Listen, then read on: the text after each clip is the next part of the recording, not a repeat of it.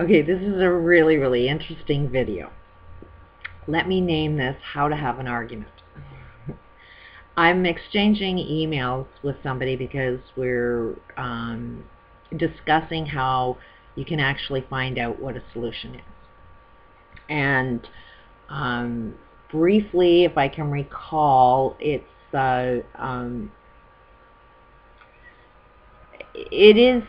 is what I do, and it seems like he's on the same page as me, is you want to find out truth.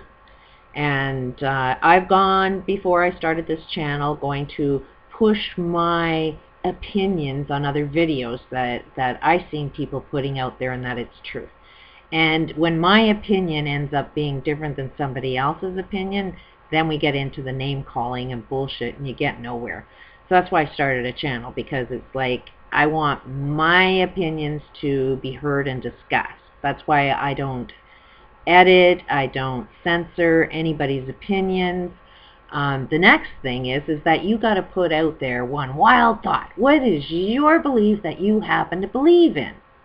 And then somebody's going to come at you with a counter to whatever it is you're going to, whatever you believe in. Somebody's going to also have an argument with you. And it is that process of the argument that you end up finding truth of. So that's kind of why I look at it, is I'll put out the challenge out there. I'm getting an awful lot of comments that people are making them think, which is why I wanted to design this channel that way. I'm putting it out there like, hey, this is my diary. This is like the thoughts that go on in my head. This is what I tend to believe in. Somebody out there prove me wrong. Okay, the world is saying I'm insane. Somebody try and help me see my insanity, because I can't see it yet.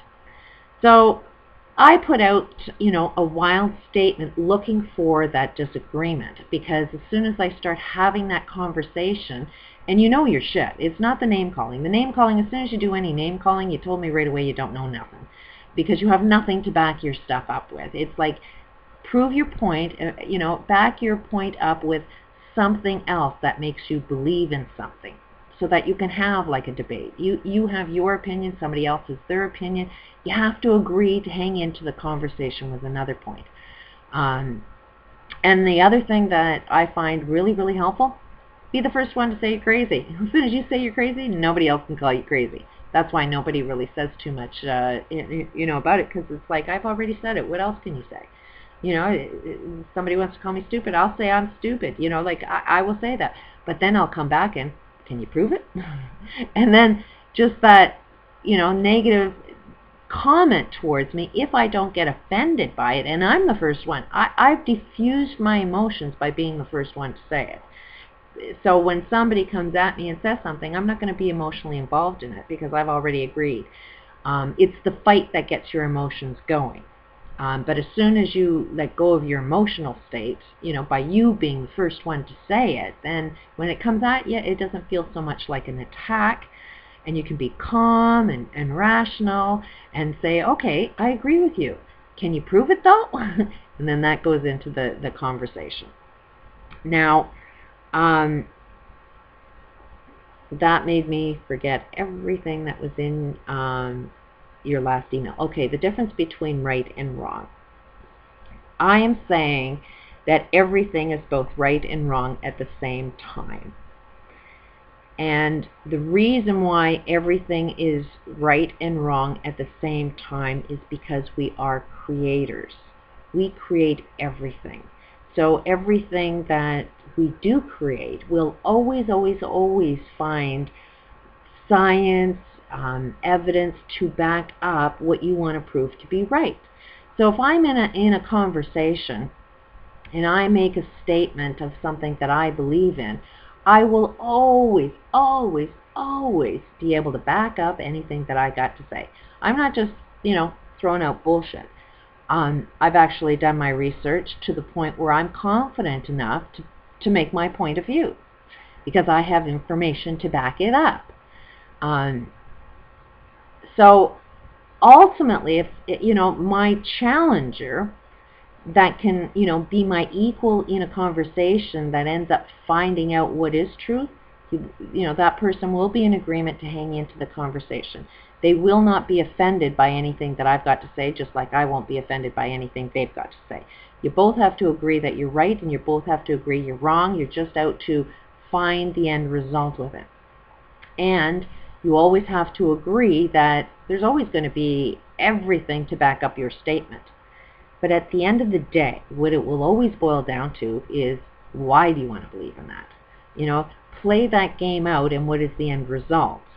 And for me, it's like, if you understand the biggest lie, and the lie is that everything must die, and you're going to perceive everything that life must die, you'll lose the argument all the time with me. Because if I happen to know that the body can live and live forever, and it's designed to live forever, and I can scientifically prove it, I've got all of the information that backs me up. So at the end of the day, whatever type of argument you want to have with me, if your perception is everything will die, then all of your evidence, everything that will back you up, at the end of the day, if it ends up killing you, my question is why do you want to die? Why do you think that you need to die? And it will be in every aspect of any type of conversation. It don't matter. It could be technology. It could be psychology. It could be love. It could be happiness. Any subject matter that you want to have based on that one lie, I will always focus on, all of the examples of why you want to prove your point. I will always know the domino effect that if you do this, if we go along with you are the one that's right, then let's play that game out. If this is true, then this will lead to this, and this will lead to this, and this will lead to this, and somebody dies. So then at the end of the day, it's going to be, is that what life is about? Is it about death? And ultimately, the wildest thing in my conversation is you're supposed to actually live. Everything, every argument, every answer, every solution must result in everybody living. Not a cost-effective world where somebody dies, or the greater good, where somebody dies for the greater good. Like all of that is bullshit, because a true answer means everybody wins. So that's kind of where I'm coming from. That answers the question. Peace out.